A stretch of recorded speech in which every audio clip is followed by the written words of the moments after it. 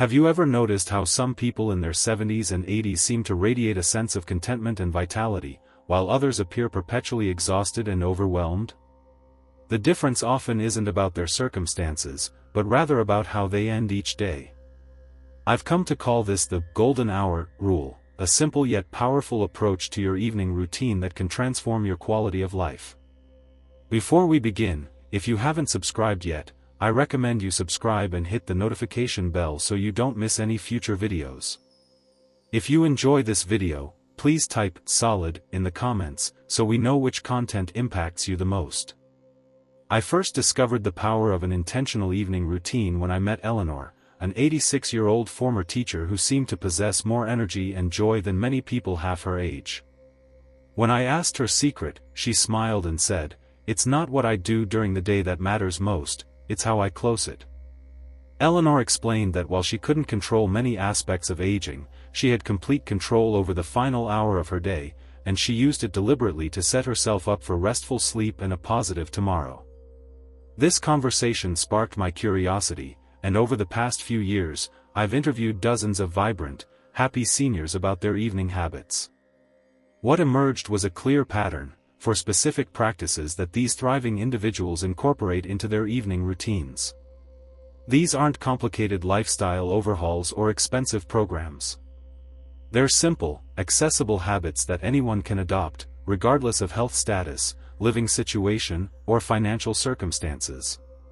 Today, I'll share these 4 powerful evening practices that can help you sleep better, reduce stress, improve your mood, and even enhance your cognitive function.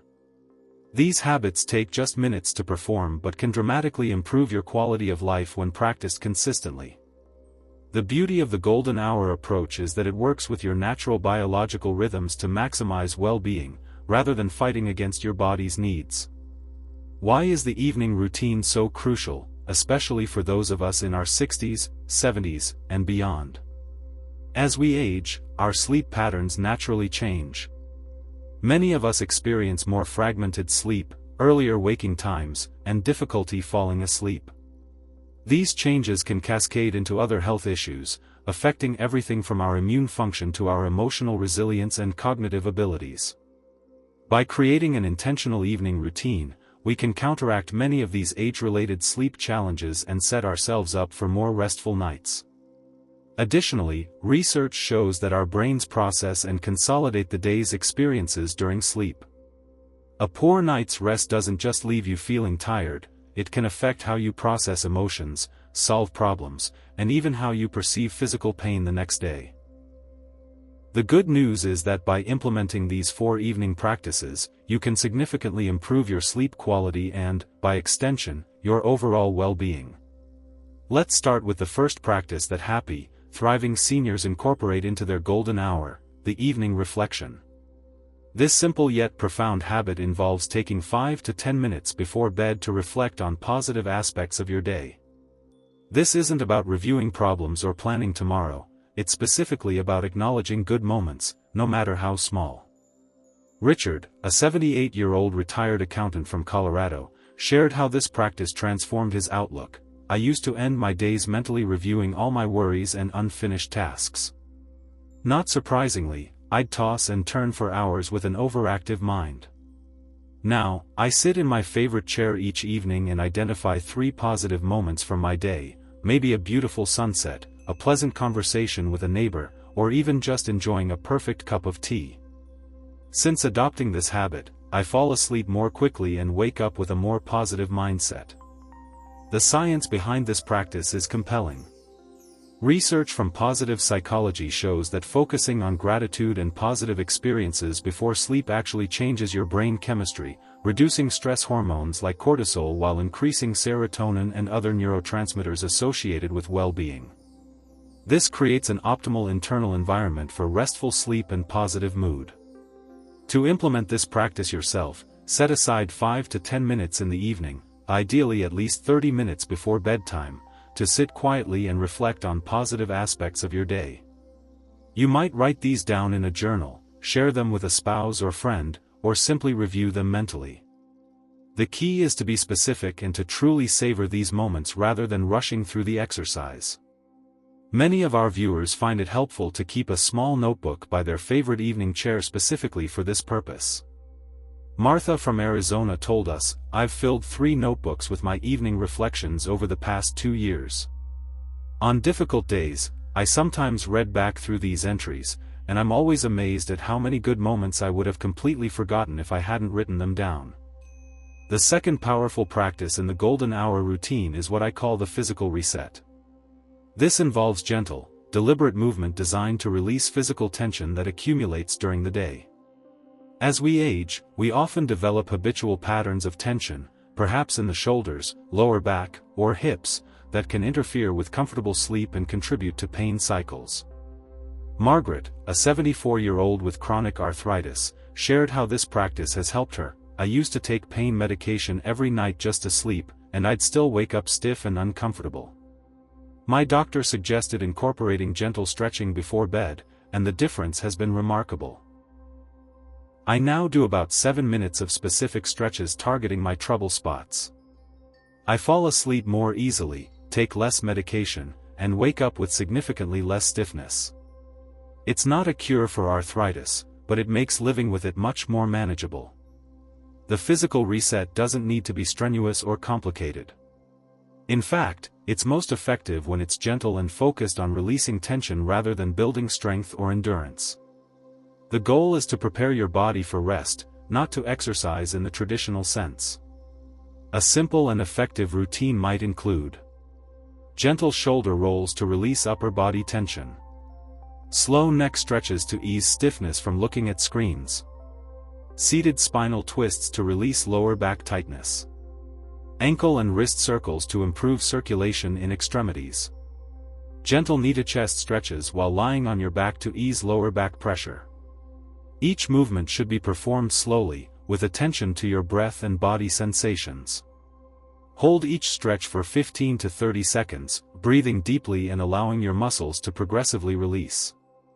The entire sequence can be completed in 5 to 10 minutes. What makes this practice particularly valuable for seniors is that it addresses the physical tension that often goes unnoticed but can significantly impact sleep quality.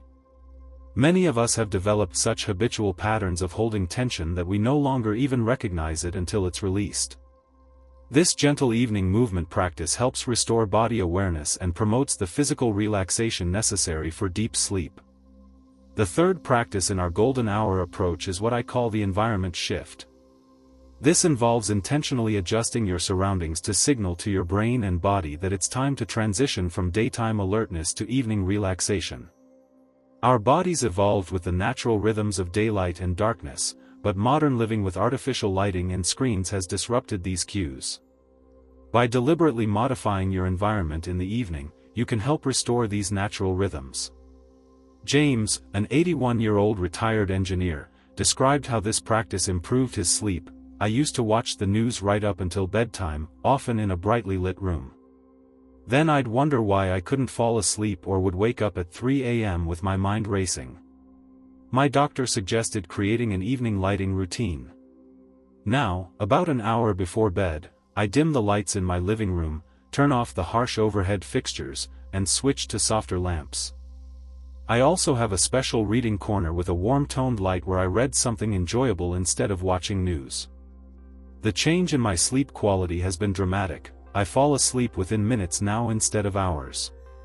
The science behind this practice is well established. Exposure to bright light, particularly the blue light emitted by televisions, computers, and phones, suppresses your body's production of melatonin, the hormone that regulates sleep. By reducing light exposure in the evening, especially from screens, you allow your natural melatonin production to increase, signaling to your body that it's time to prepare for sleep. To implement this practice effectively, begin dimming lights throughout your home about 60 to 90 minutes before your intended bedtime. Switch from overhead lighting to lower, warm-toned lamps when possible.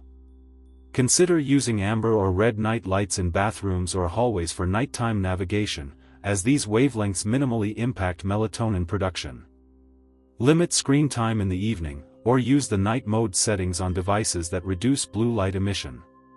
If you enjoy television in the evening, consider switching to reading, listening to gentle music, or engaging in quiet conversation during the final hour before bed.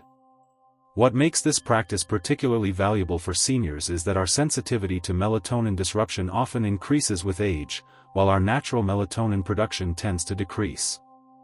This makes us more vulnerable to sleep disruption from environmental light. By creating an intentional lighting transition in the evening, you're working with your body's natural processes rather than against them. Helen, a 76-year-old from Florida, shared an additional benefit. The evening lighting routine has become a cherished ritual for my husband and me. When the overhead lights go off and the soft lamps come on, it signals a special time for just us, no news, no world problems, just quiet togetherness before bed. It's improved not only our sleep but our relationship. The fourth practice in the golden hour approach is what I call mental decluttering. This involves creating a simple routine to help your mind release the day's unfinished business and prepare for rest. Many seniors report that racing thoughts or worries keep them awake at night, often about things they need to remember to do the next day or concerns that seem to magnify in the darkness.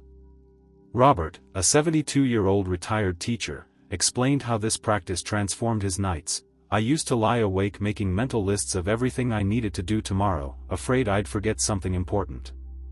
My doctor suggested I create a worry journal to write down these thoughts before bed. Now, each evening, I spend 5 minutes writing tomorrow's tasks and any concerns on a pad I keep on my nightstand. Something about externalizing these thoughts onto paper gives my mind permission to rest. I fall asleep faster and wake up less during the night. The psychological mechanism behind this practice is what scientists call the Zeigarnik effect, our tendency to remember uncompleted tasks better than completed ones. This evolutionary advantage helps us survive by keeping important unfinished business in our awareness, but it can wreak havoc on our sleep. By writing down concerns and tasks, you're essentially telling your brain, it's safe to let go of this for now, it's recorded and won't be forgotten. To implement this practice effectively, keep a notepad and pen by your bedside or in your evening relaxation area. Spend 5 minutes each evening writing down any tasks you need to remember for tomorrow. If worries or concerns arise, briefly note them as well, not to solve them in the moment, but simply to acknowledge them. Include any brilliant ideas or thoughts you want to remember. Your brain may be keeping them in active memory for fear of losing them. Once written, mentally give yourself permission to set these thoughts aside until tomorrow. What makes this practice particularly valuable for seniors is that many of us experience increased anxiety about memory as we age. The fear of forgetting important matters can itself become a source of sleep disruption. This simple externalization technique not only improves sleep but can reduce general anxiety about memory issues. Martha, an 83-year-old from Arizona, added her own twist to this practice. I divide my evening notes into 2 columns, action items for things I need to do, and letting go for worries I can't actually solve. Just categorizing my thoughts this way helps me recognize what's within my control and what isn't. Over time, I've noticed my letting go list has gotten shorter as I've become better at recognizing what's not worth my precious energy. Now that we've explored all 4 practices of the golden hour approach, let's discuss how to combine them into a cohesive evening routine that feels nurturing rather than burdensome. The key is to view these practices not as additional tasks on your to-do list, but as gifts you give yourself, small investments that yield significant returns in well-being. A complete golden hour routine might flow something like this. Begin by dimming lights and adjusting your environment about 60 to 90 minutes before bedtime. Environment shift. Spend 5 to 10 minutes on gentle stretching or movement to release physical tension. Physical reset. Take 5 minutes to write down tomorrow's tasks and any persistent concerns. Mental decluttering. Conclude with 5 to 10 minutes reflecting on positive moments from your day. Evening reflection. The entire routine requires just 20 to 30 minutes but creates a powerful transition from day to evening that prepares both body and mind for restful sleep. Many seniors find it helpful to create environmental cues that signal the beginning of this routine, perhaps a particular piece of music, the lighting of a candle, or a cup of caffeine-free tea. William, a 79-year-old from Michigan, shared how he integrated these practices. I start my golden hour when the 7:30 evening news ends. I turn off the TV, dim the lights, and put on classical music. I do my stretching routine while the kettle boils for herbal tea. While enjoying my tea, I write my notes for tomorrow and then spend a few minutes in my gratitude practice. By the time I actually get into bed around 9 o'clock, my body and mind are completely ready for sleep. I fall asleep quickly and wake up refreshed in a way I haven't experienced since my 50s. What's particularly valuable about this approach is its flexibility. You can adapt the specific components to suit your preferences, health needs, and living situation. The 4 core practices, evening reflection, physical reset, environment shift, and mental decluttering, provide the framework, but the details can be personalized to create a routine that feels right for you. For those with limited mobility, the physical reset might focus on gentle seated stretches or even progressive muscle relaxation done while lying in bed. For those with vision challenges, the evening reflection might be done as a spoken practice rather than written. The fundamental principles remain effective even when adapted to individual circumstances. It's also worth noting that these practices build upon each other. The environment shift creates the conditions for effective mental decluttering, which in turn supports the evening reflection. The physical reset enhances the relaxation initiated by the environment shift. Together, they create a synergistic effect greater than any single practice alone. Many seniors find that once established, this routine becomes one of the most cherished parts of their day, a time of gentle transition and self-care that they look forward to rather than a chore to be completed. Eleanor, whom I mentioned at the beginning of our discussion, described it beautifully. My golden hour has become sacred time, the part of my day that belongs completely to me. No matter what challenges I've faced during the day, this time allows me to process, release, and prepare for renewal through sleep. At 86, I've never felt more at peace with my evenings and mornings. For those who live with spouses or partners, the golden hour can become a shared ritual that strengthens connection. Many couples report that going through these practices together, perhaps stretching as a pair, sharing their positive reflections verbally, or sitting together in a softly lit room, has enhanced their relationship while improving their individual sleep quality. For those who live alone, the golden hour provides a structured way to transition from daytime activities to evening rest, a transition that can sometimes feel abrupt or lonely without intentional practices to bridge the gap. Several of our viewers who live alone have mentioned that these evening rituals have become a form of self-companionship that reduces evening loneliness. The beauty of the golden hour approach is that it addresses multiple dimensions of well-being simultaneously: physical comfort, mental clarity, emotional processing, and environmental harmony. By attending to each of these aspects, you create optimal conditions for both restful sleep and daytime vitality. Let's explore how to overcome common challenges to implementing your golden hour routine and how to adapt these practices for different living situations and health conditions. One of the most common challenges people face when establishing a new evening routine is consistency. We're creatures of habit, and even beneficial changes can meet resistance from our established patterns. Barbara, a 73-year-old from Texas, shared her experience. I'd start my golden hour practices with good intentions, but then get distracted by a phone call or an interesting TV program, and suddenly it was bedtime with no transition. What finally worked was setting an actual alarm on my phone labeled "Golden Hour Begins." That simple reminder was enough to help me establish the habit, and after about 3 weeks, I found I was naturally looking at the clock around that time. If consistency is challenging for you, consider creating a specific environmental trigger that signals the start of your golden hour, perhaps a particular piece of music, the brewing of a special evening tea, or even setting an alarm as Barbara did. Research shows that pairing a new habit with an existing cue increases the likelihood of the habit becoming automatic over time. Another common challenge is feeling too tired in the evening to engage in any kind of routine. This is particularly common for those dealing with chronic conditions that cause fatigue. James, who manages Parkinson's disease, found a workable solution: by evening, my energy is often depleted. I realized I needed to simplify my golden hour to make it sustainable. Now, I focus on just 2 practices, dimming the lights and 5 minutes of seated stretching. Even this abbreviated routine has improved my sleep quality dramatically. On days when I have more energy, I add the other practices, but I don't pressure myself to do everything every night.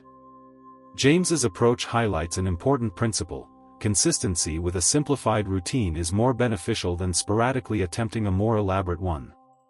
Start with just 1 or 2 practices that feel most accessible and build from there as the habit becomes established. For those living in shared households where you don't have complete control over the environment shift practice may require creative adaptation. Margaret, who lives with her daughter's family, found her solution: I can't control when the household quiets down or when lights are dimmed in common areas. Instead, I created a sleep sanctuary in my bedroom with warm-toned lamps and no electronics. About an hour before bed, I retreat to this space for my golden hour practices. My family knows this is my special time, and they respect it. I've even noticed my teenage grandchildren becoming curious about my routine and asking questions about why I do it. If you live in a care facility or other institutional setting, you can still implement modified versions of these practices. Robert, who moved to an assisted living community last year, shared his approach: the overhead lights in my room are on a standard timer, but I purchased a small lamp with a warm bulb that I can control myself. I use noise-canceling headphones to create a peaceful audio environment when the hallway is noisy. And I've worked with my evening care staff to schedule their assistance in ways that support rather than interrupt my wind-down routine. Most were very accommodating once I explained why this time was important to me. For those with significant health challenges, adapting the physical reset practice is particularly important. Eleanor, who uses a wheelchair due to advanced arthritis, described her modified approach: I can't do many traditional stretches, but I work with what I can move. I do gentle neck stretches, finger and wrist movements, and breathing exercises that engage my core. I also use a soft brush to gently stimulate circulation in my legs and feet, which helps reduce nighttime discomfort. These adaptations provide many of the same benefits as more active stretching. If physical limitations make traditional stretching difficult, consider consulting with a physical therapist who can recommend appropriate movements for your specific condition. Even very gentle movements, when done mindfully, can provide significant benefits for sleep quality and physical comfort. For those with memory challenges or early cognitive changes, the structure of the golden hour can provide valuable support. William, whose wife is in the early stages of dementia, shared their experience: the predictability of our evening routine has been tremendously helpful for both of us. The consistent sequence of dimming lights, gentle stretching, writing down thoughts, and sharing positive moments provides orientation and security. On days when her confusion is more pronounced, the familiar routine seems to help her settle. And for me as her care partner, this peaceful transition time helps me manage the stress that can come with caregiving. Research supports William's observation: consistent routines can provide cognitive support and reduce anxiety for those experiencing memory changes. The predictable nature of the golden hour practices creates environmental cues that help orient to time and place, while the calming aspects help reduce the agitation that sometimes occurs in the evening hours, often called sundowning. Another adaptation worth considering is the seasonal adjustment of your golden hour timing. Our bodies are naturally attuned to daylight patterns, and many seniors find their energy levels and sleep timing shift somewhat with the seasons. Martha from Minnesota explained her approach: during our long winter evenings, I start my golden hour around 7 p.m. when it's been dark for hours. In summer, when daylight extends much later, I shift to around 8:30 p.m. Adjusting my routine to somewhat follow the natural light patterns helps my body maintain its rhythm with the seasons. This seasonal flexibility honors our body's natural tendencies while still maintaining the structure that supports good sleep. The specific timing matters less than the consistent sequence of practices that signal to your body and mind that it's time to transition toward rest. For those who experience occasional insomnia despite their best efforts with the golden hour practices, having a middle-of-the-night reset strategy can be valuable. Helen shared her approach. Sometimes I still wake up at 3 a.m., especially if something is weighing on my mind. Instead of lying there frustrated, I have a mini routine ready. I do some gentle breathing exercises, then use the notepad by my bed to write down whatever's on my mind. I follow this with a brief gratitude reflection, just naming 3 things I'm thankful for. This mini routine usually helps me return to sleep within 15 to 20 minutes instead of tossing and turning for hours. Helen's strategy highlights an important principle: the same practices that help initiate sleep can often help restore it when interrupted. Having an abbreviated version of your golden hour ready for middle-of-the-night waking can transform what might otherwise be hours of frustration into a brief, manageable interruption. As we conclude our exploration of the golden hour approach, I want to emphasize that these practices are not just about improving sleep, though they certainly do that effectively. They're about creating a meaningful transition between the active engagement of daytime and the restorative surrender of sleep.